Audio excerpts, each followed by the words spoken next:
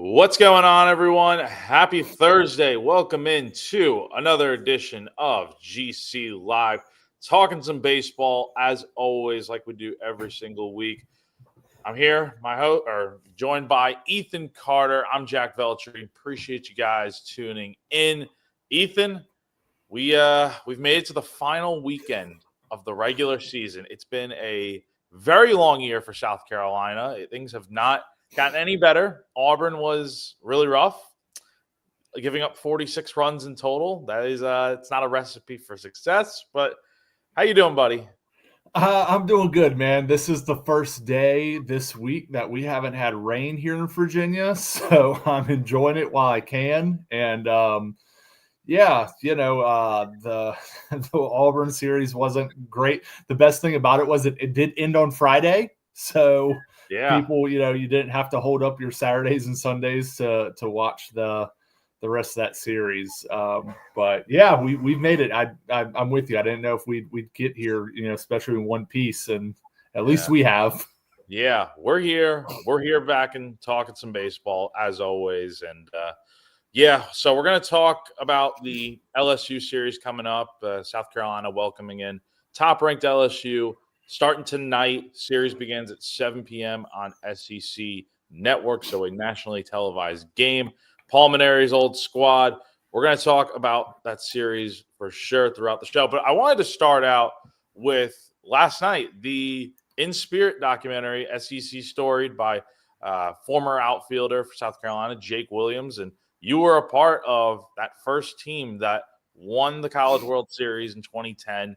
And I did not get a chance to watch last night. I'll admit that. I had plans to. I was going to watch, and then got a text from one of my buddies and, went out for a little bit. Had one of the LSU beat writers who I'm friends with coming in for the series is in town, so we all hung out last night. But I'm going to definitely watch it probably tomorrow since today's a little bit of a busy day, so I'll watch it tomorrow. But what are your early thoughts on, your initial thoughts on watching it?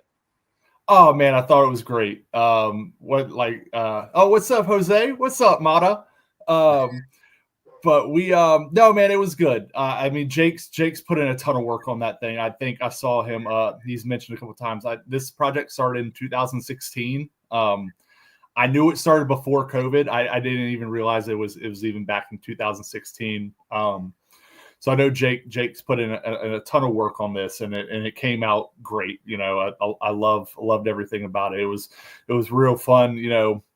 Reliving those memories and some of those things, and you can't help but just remember some of the painful parts, especially with Baylor and the Teal family, but just kind of the triumphant, the apex of it. Just it is just you just get the chills of reliving some of those things all over again. And it was real fun to watch and experience. And I know I saw a lot of my former teammates, posting it out and talking about it. So it seemed like, just something that we were all able to just sit down and enjoy with our families.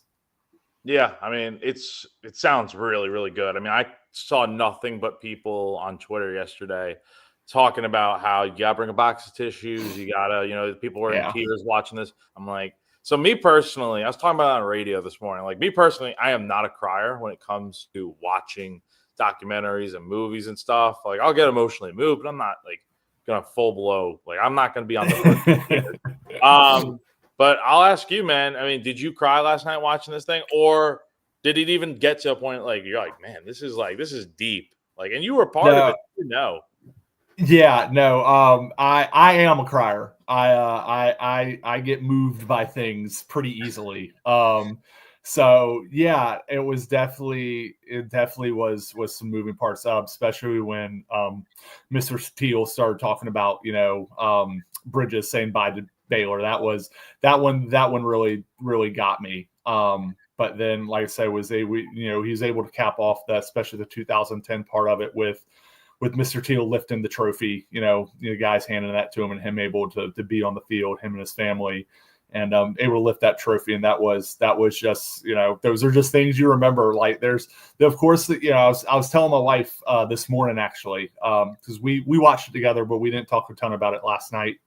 And we were talking about it this morning a little bit, and some of those things I just didn't remember. Like, I mean, you watch them and it comes back to you, but just some of those things, it's like, oh yeah, those are the order of events. That's how that happened. And it was really good to be able to relive some of those things and think about those memories and relationships you made along the way. And it was a really good time. And like I said, I'm super, super proud of Jake. And I know, like I said, all the hard work he put into that, and, him being able to tell that story for everyone to see. And, some of my guys that really, put out on that stage, be able to, have that be seen by more and more people. And, that's a thing that's going to live on now. So I love that. And I love that for our guys.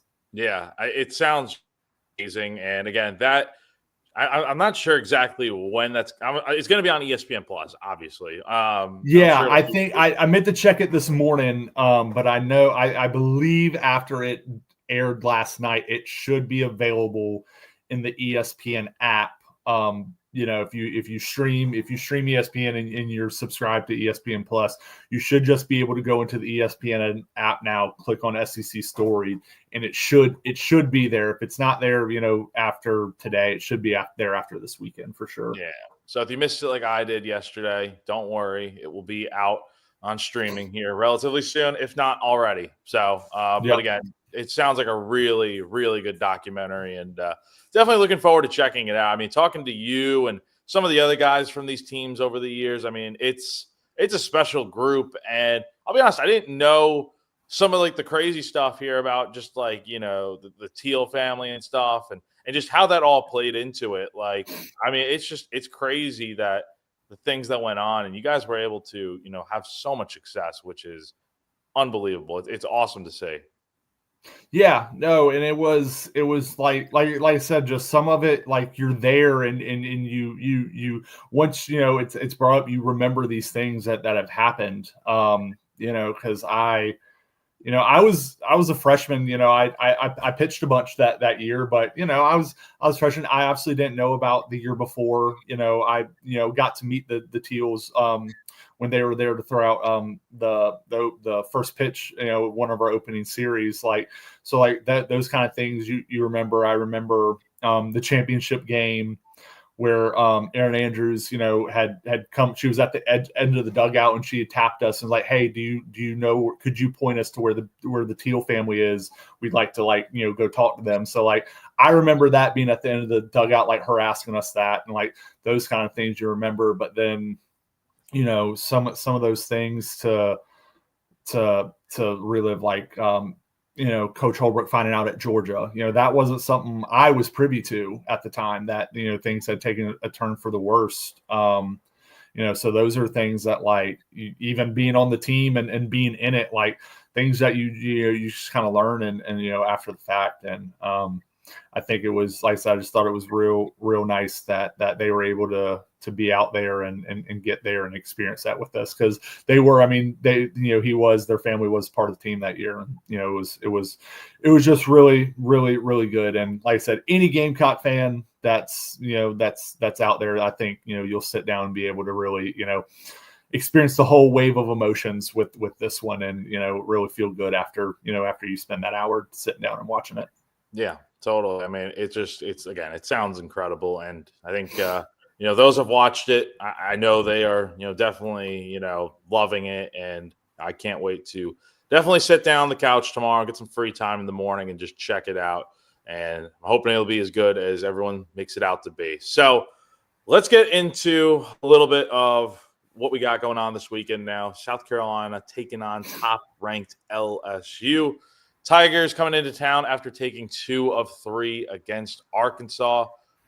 Dude, this is a really good team. I mean, the ranking aside, this team is freaking loaded. And I remember being at the SEC tournament last year because South Carolina didn't play LSU in the regular season. I'm out there in Hoover, and Carolina played this team twice. And both games were absolutely nuts. You had the first game where both of them are in the winner's bracket, and it was like a 12-11, 13-12 type of game. Michael Braswell, former Gamecock, who's making his return to Founders Park tonight for the first time since transferring to LSU now 2 seasons ago. He had the go-ahead hit that won the game for LSU. It was absolutely nuts. And then you have the second game they played in to go to the SEC championship game, and South Carolina loses in one of the craziest games I've ever seen.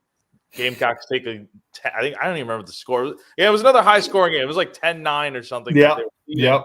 As Blake Jackson scored on a balk that I remember after sitting in the press conference room, we ended up talking to the rules official, or like the leader of like the umpires association or something, about the ruling on the play, which then led to Jay Johnson getting tossed, and then Stephen Milam for LSU hitting a walk-off home run right afterwards. And it's just South Carolina lost both games, but 2 crazy ones. And this LSU team is loaded. I mean, so many good players returning for this team.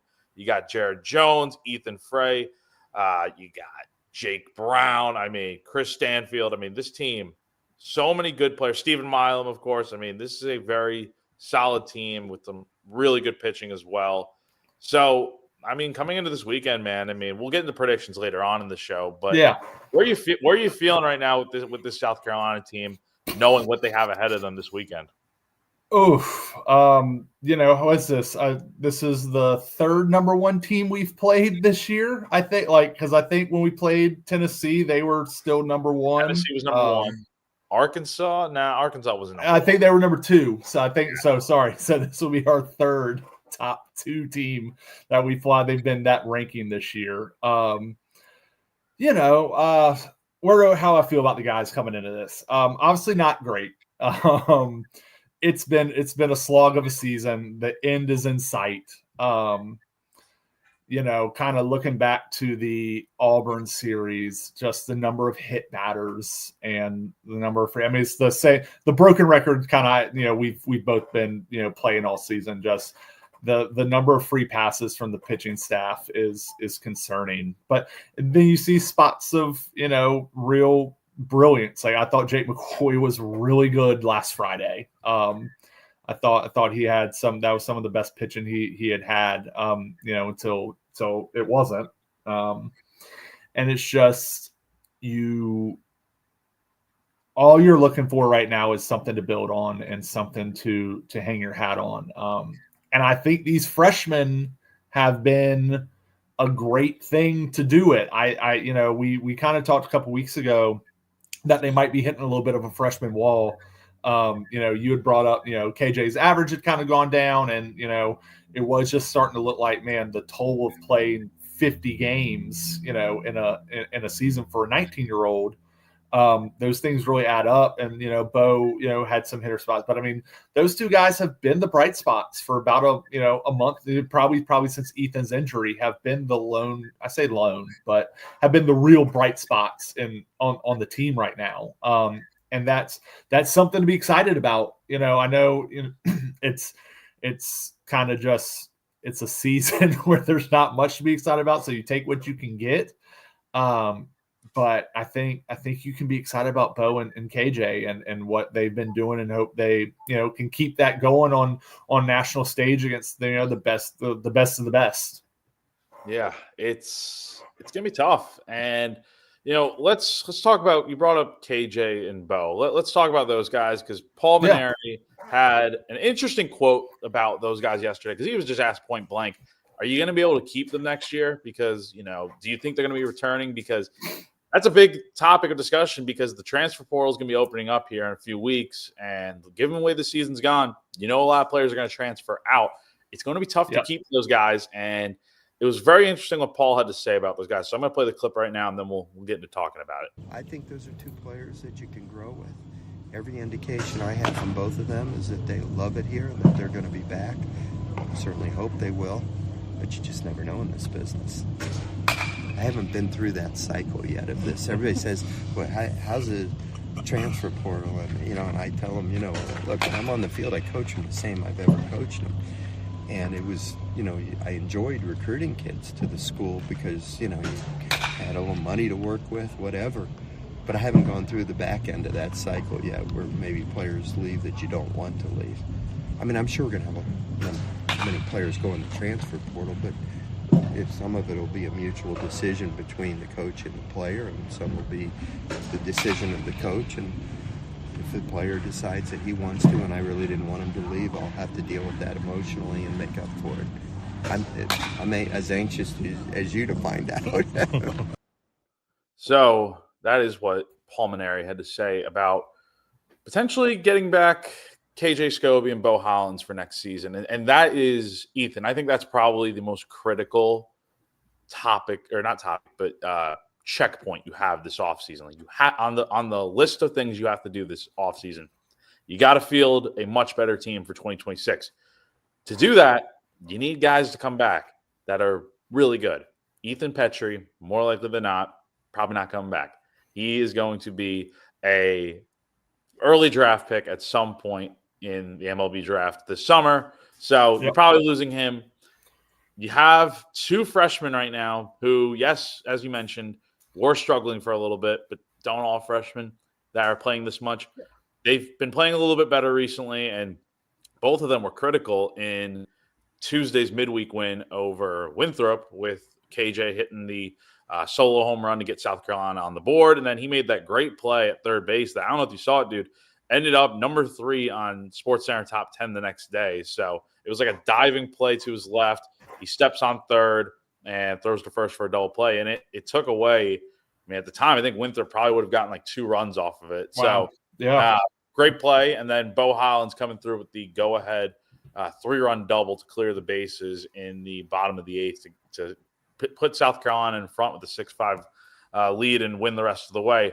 So it's of the utmost importance, I would say, to keep these two guys, considering they are the corners of your infield, and they're only going to get better from here, I think. If they are struggling a little bit now, watch what happens when they're back for another season. KJ's defense has always been good this year. Bo's a great defender at first, and Bo's hitting like 300 right now. KJ's hitting probably, I think, like 240 right now. But if those guys put it together again for another full season and are just a slight bit better than they are right now, it's going to be a lot of fun to watch. Yeah, no, I mean, they're going to have a full off season in the weight room. I don't know what their summer plans are. They very well may be going to play in the Cape, or they very well may be going to play somewhere this summer. That's great. The more ABs, the better. But if they're coming back, I'd love to see them, take the summer and just get in the weight room, get bigger and stronger. We've always excelled in that, and guys, taking a leap, from their freshman to their sophomore, and their so on and so forth. We have a great strength and conditioning, team there at South Carolina. Billy Anderson's still there. From when I was there. So, I know Billy's got those guys, doing the right things. So I would love if those guys could come back. I think I feel a little, we were kind of talking pre-show that coach says what's on his mind. So I feel like if he thought that they might be going, that, he might have come out and said it. So I'm hoping that he says he has a good feel on it, and he has a good feel with those guys, and that he thinks that they're having they're enjoying their time on campus. Obviously the season's not enjoyable, but just really selling those guys on they're the building blocks to launch this program back into relevancy. I think, kind of like you just said, it's of utmost importance. Is there any indication that what Nathan Hall is he going to be draft bound? I think he's draft bound, man. I mean, I think this guy is probably somewhere picked within the first. He's probably going to be by the 5th round, probably plucked at some point. I mean, he's gone. I think he's going to the draft. I mean, he's had he's had such a great season. Yeah, it's hard to, you don't want to, when you're having such a good season, you don't want to have the risk of running it back and then you have a bad season. Exactly. I have seen that firsthand with some guys. and it didn't work out the way they want. So yeah, I'd love it for them. But yeah, I mean, going back to Coach's comments, I think it's going to be interesting how he does. I think because the season's been so bad, it's not going to be as big of a task for him to keep guys. Yeah. I mean, because he's going to let 90% of the roster go if they want to go. I think there's 3 or 4 guys that he actively wants to keep around. Like, he's obviously not going to tell the other 31 guys, please go. But I think there's 4 active guys that he will actively be like, we really need you to stay. And then everything else is just going to let the chips fall where they may, and then he'll hit the portal hard and go from there. So I don't think it's going to be as hard or as difficult as a transfer portal season as it would be if you had a good team. If you have a good team, guys, that phone starts ringing, they can get a little bit better, a little bit more money to go play somewhere else. I think that's where you really run into it being a difficult thing to keep guys around. At this point, you got a handful of guys you're trying to keep around. You're not as worried about being poached as you would be in a normal year. Yeah, it's gonna be tough to keep guys, but I don't. At the same time, like you said, I think it's gonna come to a point where, like Paul said, some guys are gonna be let go. Some guys they're gonna come to a mutual decision. Some guys are just gonna decide, hey, you know what, I want to go play somewhere else. And after this season, I mean, look, we can come to the reality that it's going to look like a different roster next season. Whether it's players wanting to leave or coach, Paul, wanting to reform the roster the way that he sees best fit with bringing guys. Like he said before that he wants to bring guys that hit a lot of home runs and throw 98 miles an hour, which I can't blame him necessarily because that's kind of the way. And after this year, man, you kind of have to, because the roster, as much as the criticism needs to go to the coaching and how that has been underwhelming this season, the players have also – I think it's also kind of clear some of these guys are made out to be on an SEC roster. Some of them are good baseball players, but the talent in this league is just – it's so tough to keep up with it if you don't have a roster from top to bottom that you could say – you look at other rosters, LSU's got an SEC roster. South Carolina kind of just put it together this year, and it just has not worked out to getting good results. And you're 5-22 in the league, and that brings me to the other point here. And we have a few questions that we'll get into in a second, but yeah, Carolina has a chance to make some history this weekend for all the wrong reasons, mind you. They, as I said, 5-22 in the league. One more loss would give them the most SEC losses in a season in program history. So 2019 South Carolina went 8-22. That's the current worst record in the conference or in program history. But there's also a chance that they get swept this weekend, which we cannot rule out. They'd be 5-25. And as long as Missouri does not lose another game, they would become the first SEC team to lose 25 games in a conference season. I mean, Jesus. That's really, really rough. And we're talking about a program that's also, from my understanding, they've never lost 30 games in a season. They're at 26 right now. You lose 3 this weekend, and then you lose in Hoover. You're getting there. So a lot of records are potentially going to get shattered this weekend and in Hoover. I mean, it's rough, man. And it's like, at that point, it's like, how can you defend going into next season with the same exact group and coaching staff? But, the money is such a big object to justify getting rid of Pulmonary. But I don't even think that's the solution at this time, because the buyout is $5.2 million. That's not even including assistants. It's much easier to let Paul kind of just revamp this roster to his liking and then see how it works next year. And then the buyout drops. And if it doesn't go well, then you kind of make a decision from there. But I mean, this season, it's been rough, but it could only really get worse from here. Yeah, no, I mean, you're going against one of the best teams in the country. I mean, any chance, even in a good season, you can run the risk of getting swept there. And I mean, to your point about the roster, didn't lose to a mid-major team all year, undefeated against mid-majors after the win this week in the midweek. That's hard to do. Like that's not something easy to do. But to your point, I think this is a good roster. It's not an SEC caliber roster top to bottom.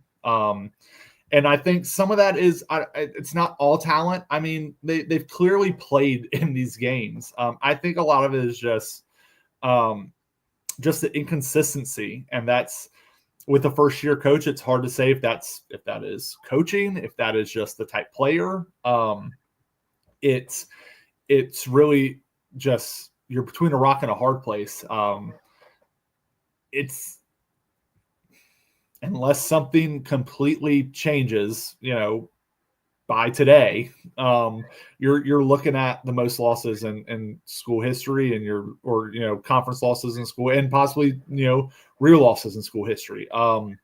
It's something that's definitely foreseeable, which is not something I think when we came into the season was even on our radar. But yeah, I think there's going to have to be a lot of hard conversations between the administration and the staff, between the staff amongst themselves, and between the staff to players. And I feel like some of those conversations have already started to happen, but it's really, once the bell rings on this season, it's, the only good part about being so bad is that you get to hit the portal sooner than everyone else. You get to be on the recruiting trail while these teams are playing in regionals. That's literally the only good thing. And you only want that to happen for 1 year. And then, you've got to, keep this moving. So, I'm not looking forward to many more either. I'm really looking forward to the conference tournament at this point, because that's the only, thing that you're playing for is to do something in there. So I don't know kind of what the answers are. Yeah. I mean, I don't think there's any answers this season. And, yeah, to win a series this weekend is going to be a really daunting task. I mean, I just don't see it happening, but we'll get to predictions here in a bit. Big Red does ask, will South Carolina need to keep the game low scoring with great defense to squeak out a win or two this weekend? Yeah, I mean, that's clearly the only thing you can really do. I mean, the pitching just has not given you much of a chance at all when you give up 46 runs in the weekend and you've given up like 95 over the last 7 games. I mean, it's tough to win when your offense gave you a little bit of a shot in the middle game of that series against Auburn in the doubleheader with the 10-run scoring effort, but you lost 11-10. It's like whatever you do on offense, and I don't know if the offense is too inconsistent for me to be like, yeah, they're going to go out here and do that every game. No, I mean they're either going to score some runs or they're not. I mean, it's just there's no in between really with this team of consistency, and the pitching is the same way. But right now, the pitching has gotten obliterated lately, and they are not giving you a chance to win. So, you're going to need to keep these games low scoring in order to win. But LSU, as I mentioned before, they're a loaded group, and they've got a lot of firepower everywhere you look. Yeah, I don't even know, low scoring to me right now is 5 runs for this group. And that's bad. That's not, I mean, I know you normally you've looked at the I think, last week the conference team ERA was in the 8s. It's got to be in the 9s or 10s at this point. These guys have not done the job. And I mean, the bad thing is they're consistent right now. It's just consistently bad. And these guys have not taken the bull by the horns and making the most of these opportunities with as much turnover. There's been clear chances for guys to seize roles and make name for themselves. And man, it's been squandered at every opportunity. And I'm not. I mean, because my read was complete opposite. You got to score runs. You got to score runs because the pitching staff's not doing their end of it. So, yeah, in theory, low scoring games is how you're going to win. But in reality, right now, I think you got to hope to win a slugfest. I think that's and then to your point, the offense has been inconsistent, and you're only going to get 1 or 2 of those games. At most 2. So you're hoping to win 1 with a slugfest, and then close your eyes and pray for the other two. Exactly. I mean, it's going to be tough, and you might have to do it without Ethan Petrie this weekend, who played on Tuesday. He went 0 for 4 with 2 strikeouts, did not look comfortable or very good out there in his return from injury, which he's clearly still obviously banged up. And so he's, according to Maneri, very questionable for this weekend. He's questionable on the injury report as of today. I'm just going to double check it. That was last night, actually, but I was shocked he played on Tuesday. Like, so that was and now Jace Woyd is probable on the injury report, which is new, but okay. Yeah, but Ethan's still questionable.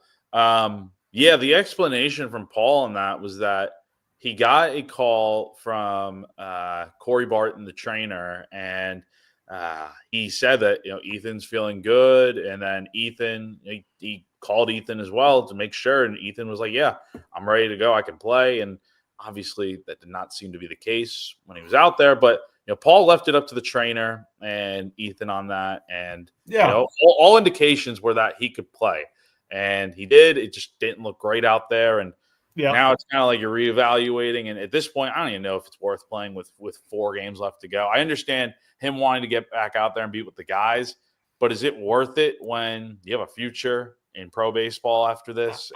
That's the thing. I mean, he is weeks away from, a life altering, phone call that he'll get. I'm all about guys, doing what's best for the team, but in a season like this, I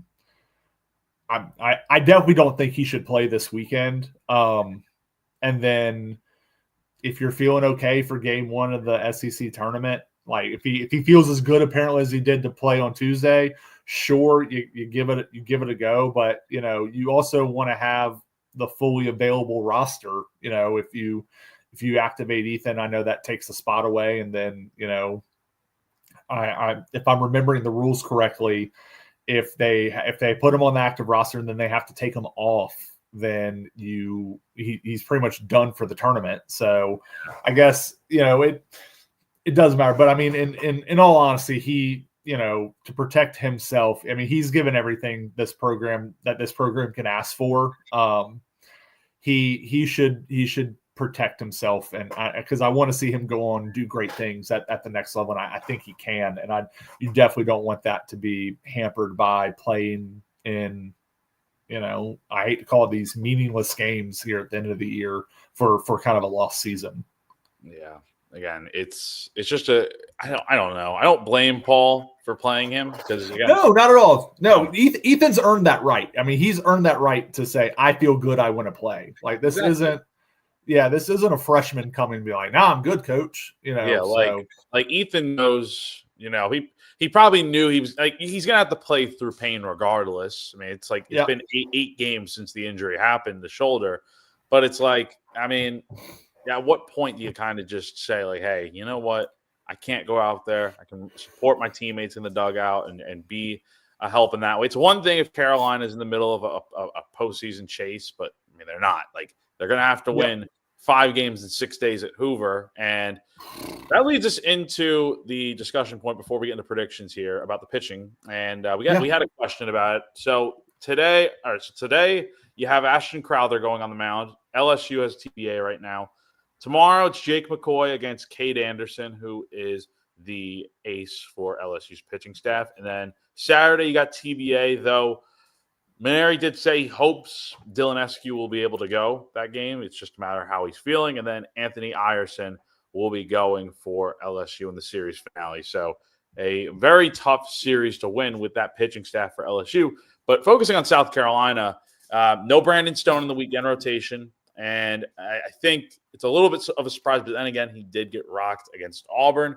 Now, there is an explanation from Maneri as to why this is. He's kind of looking a little bit ahead to the SEC tournament because that is on Tuesday. And South Carolina, regardless of what happens this weekend, will either they'll be playing on Tuesday either as a 15 or 16 seed. Just depends on what Missouri does as well. But here's what Paul had to say about how he's kind of looking at setting up his pitching heading into Tuesday, and it probably will start with either Ashton Crowther or Brandon Stone. And Ashton's been pitching really good baseball for us, and Brandon has pitched great at times for us as well. So, I figured that next Tuesday, whenever we play or whoever we play, that either one of them will be a really good option for us. And so they either, if they were to both pitch on Thursday, they would have 4 days rest, before Tuesday. So yeah, I have an eye on the tournament, but I also want to try to win the game tomorrow and Friday and Saturday. So it's always a delicate balance, especially when you're in the position that we're in, because we know we have to win the tournament. But at the same time, I want our team to be playing as well as they can and try to win every game we go out there and play. So that is what Paul Mainieri had to say about the pitching setup into next week. And it does seem like Ashton Crowther and Brandon Stone would be a duo to pitch in Hoover next Tuesday. And, it makes sense, I guess. Ashton's got the second lowest ERA on the team at 4.13, and he's only made one start this year. That was against Florida back 2 weekends ago in that 8-0 loss. But he pitched pretty well, only gave up one run in like 4 innings. And then we know what happened last weekend against Auburn, where in that first game of the doubleheader, the safety squeeze bunt to win the game, where he looked towards first base to field the ball, which as a pitcher, you should be going home on that play, but, is what it is.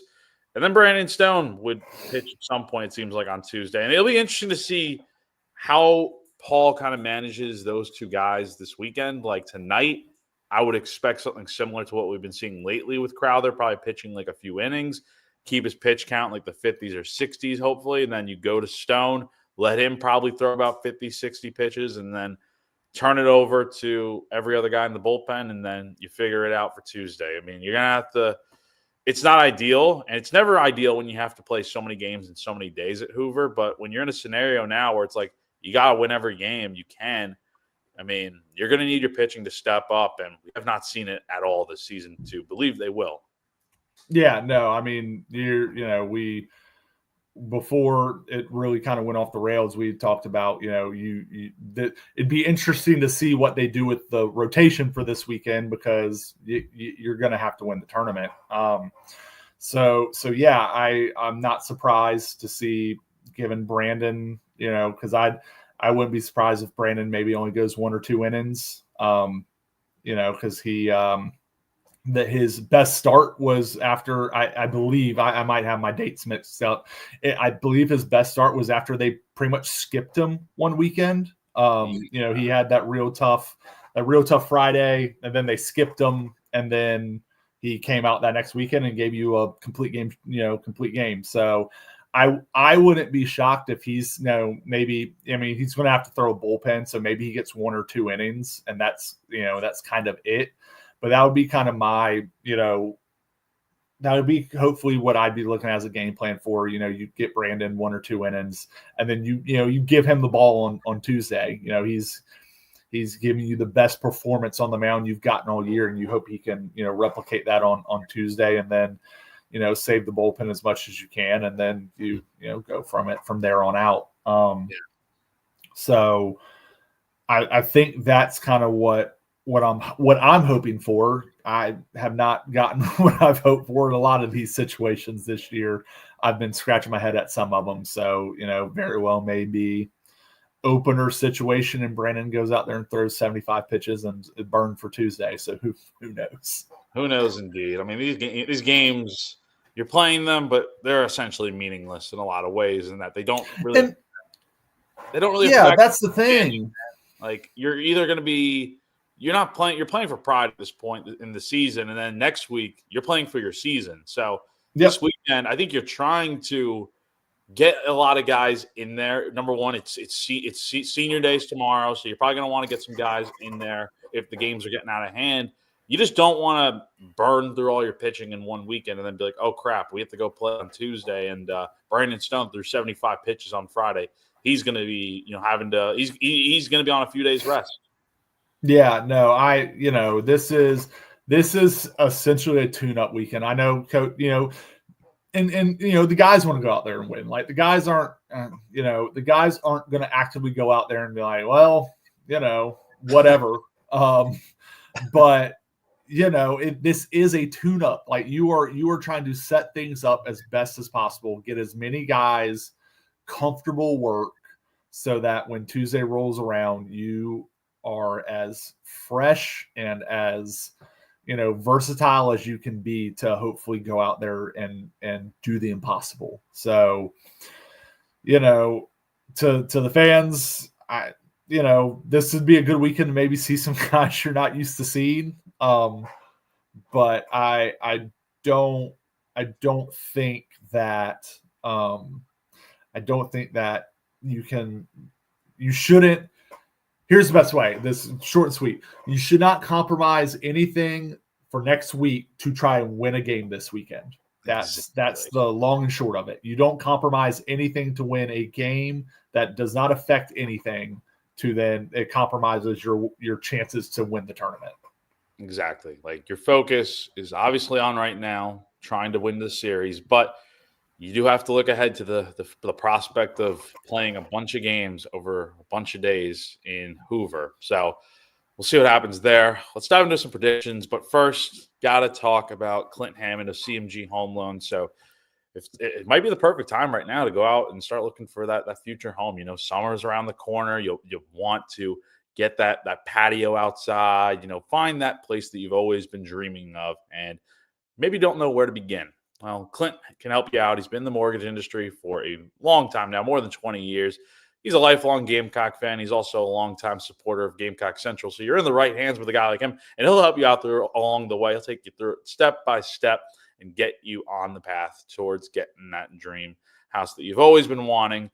So if you're interested, give him a call, 803-422-6797. The NMLS number for him is 71597. Or go to ClintHammond.com for more information. That'll be above us here on screen all episode long. All right. So let's get into some predictions, man. As always, we'll talk about how we think the series is going to go, the key for the weekend, and then something we're just looking to see. I'll start out here. I think South Carolina gets swept this weekend. We were right on that last weekend, so cheers to us on that. But again, I just have seen nothing from this team to believe that they are going to be, number one, win a game, but second, competitive. Like, yes, they were a lot more competitive in the middle game of that series against Auburn, but this thing, as we see, it can get out of hand really quick. And we saw a 24-2 game, which is, I can't believe the things I've seen with this team this year, man. And this is, here's the thing. LSU, obviously, that's Paul Maneri's old school that he coached at and won a national championship with in 2009. He's an LSU legend. He did so many good things over in Baton Rouge. The guy he's facing this weekend, the guy who followed him up, Jay Johnson, and took LSU and won a national championship in his second year in 2023. So if South Carolina gets embarrassed this weekend, it's not just that. You're also looking at the fact that the guy who replaced Paul Maneri went out into Columbia and just demolished South Carolina. So that's something to think about when you come into this weekend. But I think the guys are going to be motivated. You got senior day tomorrow. You got your last weekend at home.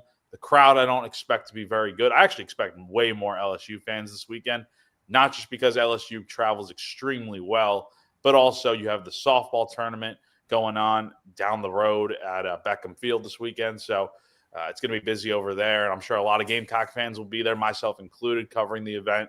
But then you also just got the fact that, who wants to show up and watch this team right now? We've seen that be evident. Tuesday was a ghost town. You had the Florida series as a ghost town. It's tough to get people out to the ballpark when they have nothing to really, be excited about. So I have LSU sweeping this weekend. The keys to the weekend, I would say pitch better, but I haven't seen any reason to believe that's going to be the case. So I'll go with what you need to see. Who's stepping up on offense if Ethan Petrie can't go? I'd love to see more out of Bo and KJ. They've been great this year, but continue to see those guys lead the way. And then just the X factor this weekend, just don't get embarrassed. Yep. You can get swept. That's embarrassing in itself, but it's nothing really new for this team at this point in the year. Just don't get run ruled. Don't get blown out. Make this competitive as possible and go down swinging and then get ready for a potential week in Hoover. But you're probably only going to be there one day realistically. Yeah, you made all the points. And to Big Red here, if we take one game this series, that's a victory at this point in the season, given the record. Absolutely right. If you win a game, it's a victory. Yeah, I don't expect it to be a good crowd. I do ask, if you're going to make a game, try to go out there for Senior Day. It's tomorrow, right, Jack? Yeah, tomorrow night, and I'll get into the times here in a second. And yeah, they'll be honoring all the seniors tomorrow. Make it out to Senior Night if you can. If you're definitely going to check out a game this weekend, make it Friday night. Those guys give so much to the program, and it's a grind. We have some of the best fans in the world, so they know that it starts August, whatever day classes start. These days, August 10th or 12th, whatever. It starts that day and it goes through until now. So it really is. Those guys are in the facility, whatever the NCAA allowances are. I won't say every day. Whatever the NCAA allowances are, those guys are in there to that minimum maximum. And they work hard, and they really appreciate that stuff. So if you can make it out for Senior Day, make it out there tomorrow night. Prediction: we're gonna get swept. I don't feel very good. Hey man, I still got 82 in the arm. I can still spot it up some days. So yeah, I mean, key to the weekend, no big innings. I think that's been kind of the theme here these last couple of weeks is these guys just have these innings that they can't get out of. And it's just they get 2 outs and it's a walk, it's a hit by pitch, and then it's a home run. And it's just sorry, I just saw a comment. If you can put that one on the screen. Oh yeah, I got you. Oh my God. Listen.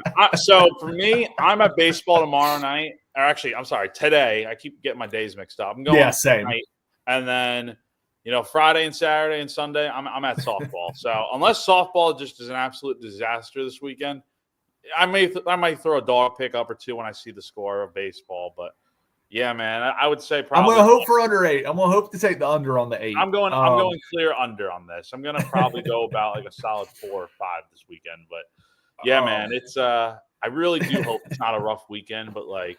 Yeah, but yeah, key to the weekend, avoid that big inning. I think because again, these guys have proven it. They'll hang around games. They'll they haven't found a way to really finish any of them off. But like if they can avoid the big inning on the mound, then I think these guys can hang around and you hope to steal one. So that's my big key. Avoid the big inning. You can give up a run here or there. The LSU's number one team in the country for a reason. You're not going to go out there and have a complete game shutout. You're not going to, that's not feasible. But if you can limit the 4 or 5 run innings to 1 or 2, give your offense a little bit of hope, and let those guys build all stuff. I think that's your key to steal one of these games is, avoid the big inning. Absolutely. So series starts tonight, 7 p.m. SEC Network tomorrow, Friday, is going to be 7 p.m. first pitch on SEC Network Plus, and then Saturdays at 3 p.m. first pitch, also on SEC Network Plus. Yep. And as you mentioned before, tomorrow is Senior Day for the Gamecocks. There are 10 seniors that will be honored tomorrow night. I'm going to go through the list real quick. Matthew Becker, Jordan Carrion, Dylan Eskew, Blake Jackson, Caleb Jones, Kennedy Jones, Roman Kimball, Talmadge Lecroy, Dalton Mayshore, and Evan Stone will all be recognized, while there will be 8 more managers, analytics, bullpen catchers, and creative media seniors that will also be honored on the field prior to the game. So my suggestion, probably get there. First pitch tomorrow night's at 7 p.m. Probably get there about 6:15, 6:30, just to be safe. And we will it'll be a good time for those guys to get honored and get the recognition they deserve. Because, look, it's been a hard year, but these guys have done a lot for South Carolina. Been here over the years, especially the 3 that I think of: Becker, Lee Croy, and Evan Stone. They've all been here since 2022, and they've endured some hard seasons, but also some very good ones. Yep. So going to be an exciting time for those guys, but probably a difficult series at hand. So I think it's going to do it for now, Ethan. Good show here, and we will reconvene sometime next week. Probably we're going to see if maybe we'll run it before the SEC tournament, but more likely than not, we will definitely be going live middle of next week after South Carolina's SEC tournament run ends, and for sure. plus the season in general, and then we're getting into the off season. So, any final thoughts before we get on out of here?